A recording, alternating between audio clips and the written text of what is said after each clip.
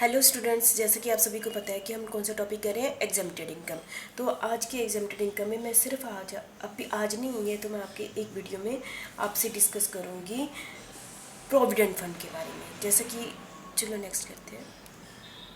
Provident fund, any payment received from provident fund. Provident fund होता क्या है? जैसे कि आप सभी को पता है कि पब्लिक प्रोविडेंट फंड भी होते हैं, स्टैट्यूटरी पब्लिक प्रोविडेंट फंड भी होती है, रिकॉग्नाइज्ड प्रोविडेंट फंड भी होते हैं, काफ़ी सारे होते हैं। जैसे कि मैं अपनी बात कहूँ, मैं हूँ PPF है, जैसे मेरा पब्लिक प्रोविडेंट फंड है, ठीक है। तो एक होता है, मैं उसकी बात नहीं कर रही हूँ यहाँ पर, ठीक है। कई बार ऐसा होता है कि जो प्रोविडेंट फंड होता है, ध्यान से सुनना आप, एक मेरी सैलरी से एक फिक्स अमाउंट 5% या 10% कटता रहता है, ठीक है। और दूसरा कि गवर्नमेंट भी 10% अपनी तरफ से डाल देती है, हो गया अमाउंट, और डिपॉजिट होता रहता है वो अमाउंट। उस पर क्या मिलता है, रहता है इंटरेस्ट मिलता रहता है, समझ गए। जब समझो 10% मैंने डाला और 10% गवर्नमेंट ने डाला, और वो क्या होता है, डिपॉजिट होता रहता है और उस पर इंटरेस्ट मिलता रहता है। तो at the time of retirement वो वाला अमाउंट क्या हो जाता है, मिल जाता है, ठीक है। Provident fund is retirement benefit scheme where the amount accumulated balance of the provident fund along with the interest amount is given to the employee at the time of retirement, ठीक है। जैसे कि मेरा कंट्रीब्यूशन भी है उसमें, जो institute है उसका भी कंट्रीब्यूशन है, और वो इकट्ठा होता रहता है और उस पर क्या मिलता रहता है, इंटरेस्ट मिलता रहता है।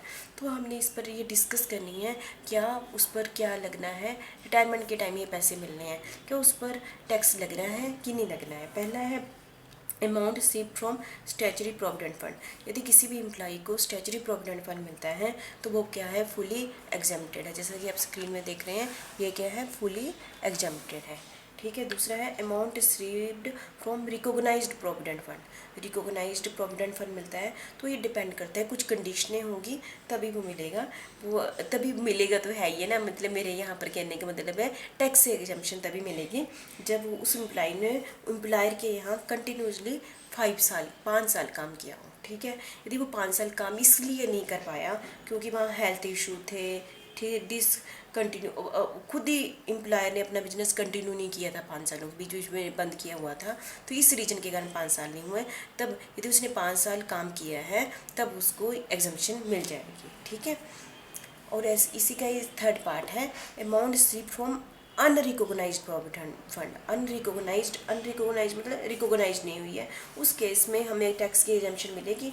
हाँ जी, ये डिपेंड करता है कंडीशन, जो एम्प्लॉयर का जिसने जॉब दी हुई है ना, उसने जो कंट्रीब्यूशन किया है उस पर जो इंटरेस्ट देते हैं उस पर टैक्स, वो फुली टैक्सेबल है, उस पर टैक्स नहीं मिलेगी। जैसे समझो जिसने मुझे जॉब दी हुई है वो मुझे 10% मुझे देता है और उस पर इंटरेस्ट भी मिलता है और रिटायरमेंट के टाइम वो वाला अमाउंट मिल जाता है, वो क्या है, फुली टैक्सेबल है। इम्प्लॉय कंट्रीब्यूशन, जैसे मैंने खुद जो कंट्रीब्यूट किया है वो क्या होगा, एग्जम्प्टेड होगा, लेकिन जो मैंने कंट्रीब्यूट किया है उस पर जो इंटरेस्ट मिलता है वो क्या होगा, टैक्सेबल होगा।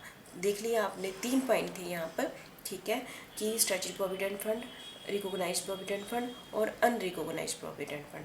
आपने देखा statutory provident fund fully exempted है, ठीक है, और अनरिकॉग्नाइज्ड प्रोविडेंट फंड डिपेंड करता है सिचुएशन कैसी है। एम्प्लॉयर वाला टैक्सेबल होगा, एम्प्लॉय वाला एग्जम्प्टेड होगा, और इंटरेस्ट दोनों ही केस में क्या है, टैक्सेबल है, ठीक है। तो मुझे लगता है आप समझ गए होंगे। Thank you very much.